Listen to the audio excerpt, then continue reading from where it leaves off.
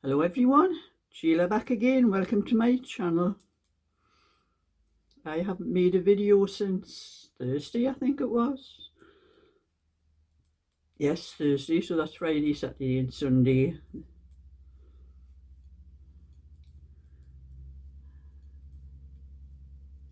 Because I wasn't really feeling like making a video Friday and Saturday, and Sunday I was visiting my son who was at his girlfriend who lives in Sheffield, and that's where I was yesterday, so I couldn't do one yesterday because we left, me, Cheryl and Craig and the kids, we all left about 9 o'clock in the morning, and we went down, and it was late when I come back. So anyway, I'm back to normal again today, and I am busy knitting. This is the cardigan I'm doing for a tutorial. It's going to be a knit along. As soon as I finish the back, I'll put the pieces up that I've been recording, and you can start knitting along with me with this one. But I'll put that down for a minute. But I'm also having a cup of tea.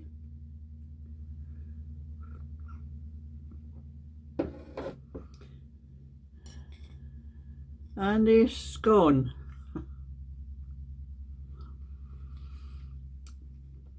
I'll put that down because I can't be eating scone while I'm doing the video.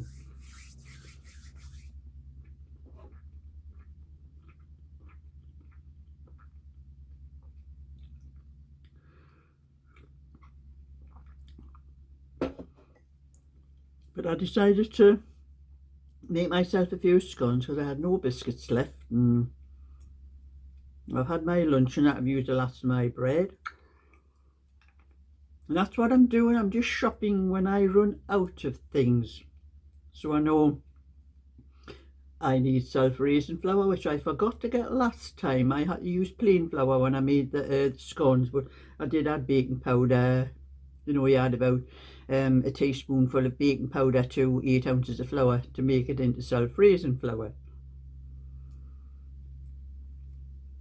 And I will be running out of milk as well, so that's what I'm doing, is when I run out of things I'll do some shopping then, but not like just every week and get a load of stuff, because I've noticed a lot of stuff is not getting used as quick as it should, and that's why I'm starting to do what I'm doing now. I'm using I'll probably be making a cake for myself as well later on, because I have a bag of coconut that wants using, and I do like a coconut cake, so I'll probably make myself a coconut cake as well, for as long as my milk lasts. I don't need to go shopping. But anyway, when I was making those scones this morning, you know, I've made scones for years. My own scones for my kids when they were little and that, and I never seem to have the trouble I have nowadays when I make scones. If I make cheese scones, no trouble at all. But when I come to, it's just quite recently I've started to make sweet ones, you know, with sugar in and fruit and that type. And they seem to drop to bits. When I tried to cut them, they were dropping to bits, and it's took me quite a few attempts to try to work out why that is, because they weren't like that when I used to make them, and I use exactly the same ingredients, the same amount of ingredients. When I make these scones, I make enough to get about 8 scones, and that's 8 ounces of flour, 2 ounces of margarine, usually 3 ounces of sugar, 3 ounces of fruit, and so much milk to mix them.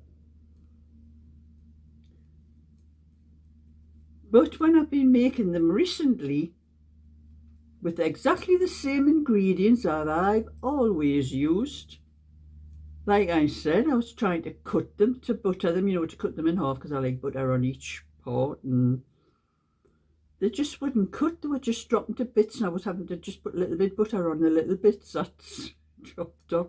And then I started wondering, when I used to make them years ago, I used, you know, like the blocks of margarine, which was all fat, like Stoke, something like, it used to probably be in Stoke I was using. But when I make them now, I have a tub of spread that I use for, you know, buttering bread and things like that. But it's not all fat. I looked at the ingredients on the box today, and I think there was out of a 500-gram tub, there was only 304 grams of fat in it. And I think that is the problem. So I made these scones this morning, and I thought, I'm going, instead of putting 2 ounces of the spread where I normally put in, I'm going to put 3 ounces in and see if it makes any difference. And you know, it did. And I've discovered it's better to use all fat. I know it's not supposed to be good for you, a lot of fat, but what do I care at my age? But anyway, I think that's the problem I've found. But the only thing, when I made those scones, I did this the last couple of times I made scones, I put far too much milk in. I mix some milk and it looks about right. Only when I finish mixing, when you keep mixing it a bit more, when you try to take it out of the bowl, it's all sticking to the bowls and it sticks into your fingers, and I had an awful job. I keep adding a lot of flour to it to try to get it so I could roll it and then cut out the scones and that. And then when I was one of those cutters with like the serrated edge all the way around, when I was cutting them, they were sticking to the serrated part, and I was having to I was holding them like this and going like that, trying to get the scones to drop out onto the tray. So I'm going to have to, because I don't measure out how much milk, I just keep putting a little bit in, and I'm going to have to start measure out how much I need and just use that instead of just keep adding little bits. You know, at my age you'd think I'd know by now, but anyway, even though I had all that trouble, they're still lovely, lovely scones. I love my own scones. So anyway, like I'm saying, I went down to see, there was me, Cheryl, Craig, her partner, and the 3 kids. We all went down to Sheffield to see my son. My son lives in a place called Carlton in Lindrick, which is not far from Worksop, but his girlfriend lives in Sheffield. And that was where we were going, because we were all there. She's my step-granddaughter, Charlotte, she would be there as well. And that's from my son's partner's relationship before the girlfriend he's got now. Charlotte's her daughter. So I was sitting in the passenger seat next to Craig. He was driving. And you know, they was using a sat-nav, and we're going down, and we come to, I think it was like a viaduct thing, where there was a great big roundabout, and because coming near Sheffield. And as we're going round the roundabout, I saw the sign that said Sheffield and something else, but Craig was in a different lane and he kept on going, and I'm not seeing anything. I'll be called a backseat driver. I think you've took the wrong turn there, Craig, like, and goes a bit far round the roundabout, and I think I've took the wrong, I think I should have took that turn further off, shouldn't I? I think you should have, Craig. So I had to go right round. It was a great massive roundabout, and I had to go right round and come all the way back round again to get to that. It was a viaduct that you went along for Sheffield. So we managed to get there anyway. But when we're coming home,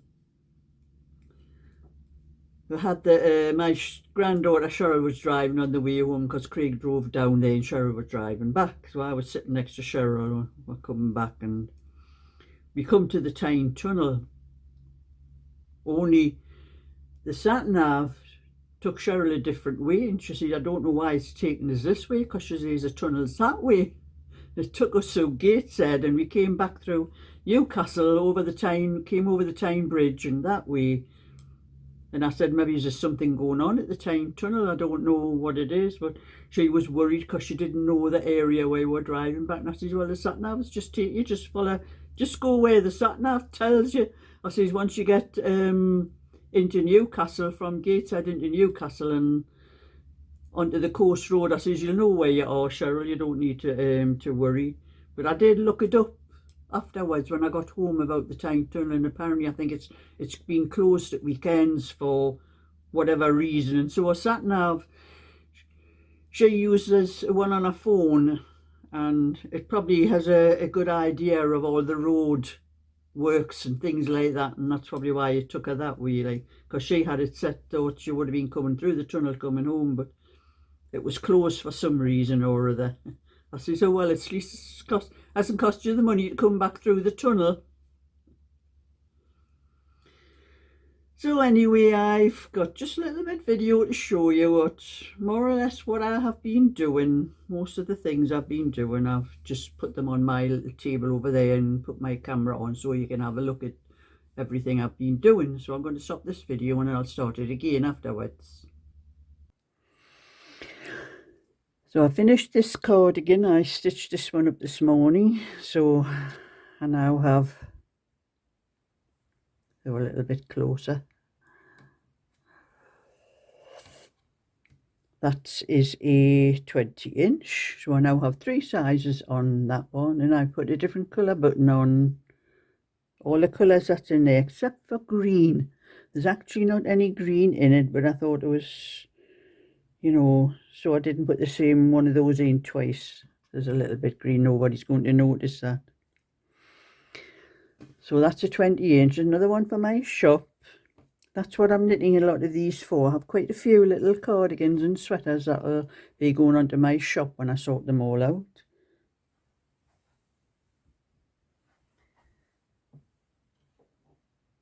And I am just up to the armholes. This is a 22-inch, this one. I've just got up to the armholes on there. That was how much I got done before I finished off with that one.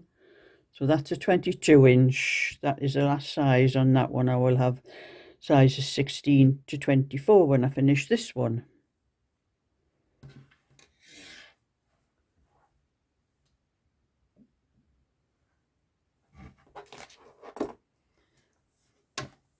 And that's the back. This one is spoken for the 24-inch when I get it finished.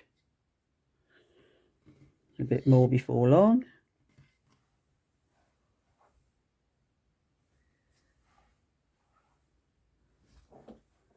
And I have a little bit crochet here.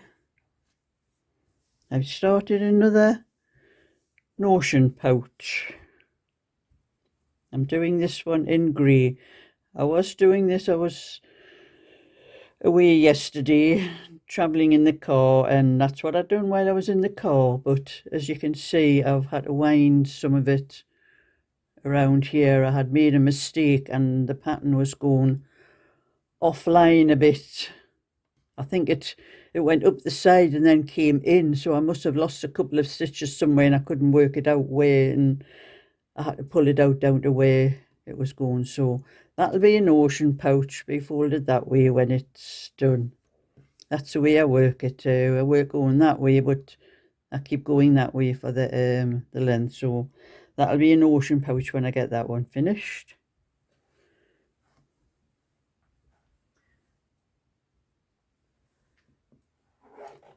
And I haven't got much more to do. This will be a knit along on my tutorial channel. I have the stitches a bit across there. Put that down a bit. I'm busy working from the armholes up to the shoulder. As soon as I finish the back, there's curling in with it. Yeah. There's a 34-inch As soon as I get the back finished, I will put, this will be the first part of the knit along for the rosebud cardigan. The 34-inch this one will be. So that's what I'm working on at the moment, and my own.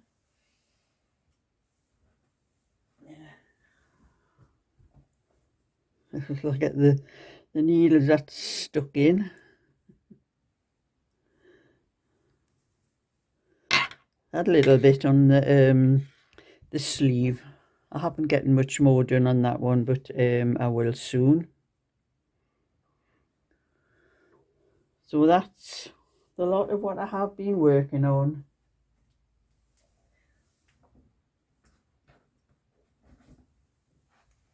And hope to get a lot more done. So I'm going to try and finish this one off, and I can put it up later on today on my Just Knitting channel.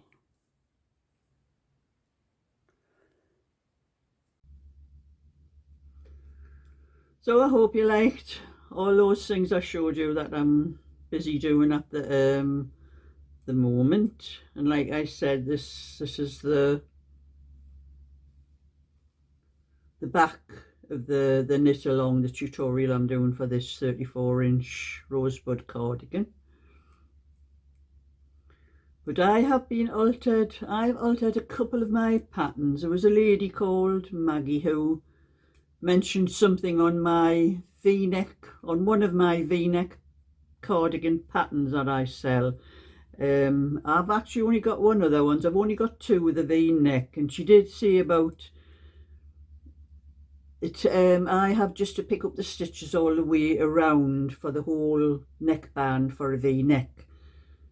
And she did say about there not being enough information for anyone who's really a very new knitter, not knowing how to pick up the stitches, how many they would have up each side and all that.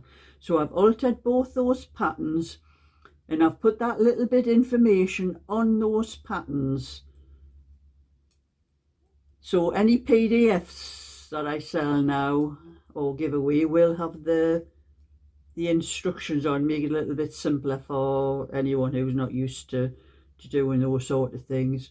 And they will be on my paper patterns when I sell them, but I have got one or two that's been printed out before I changed the information on the band. So once those sold, everyone's a print out after that will have the information on, just for anyone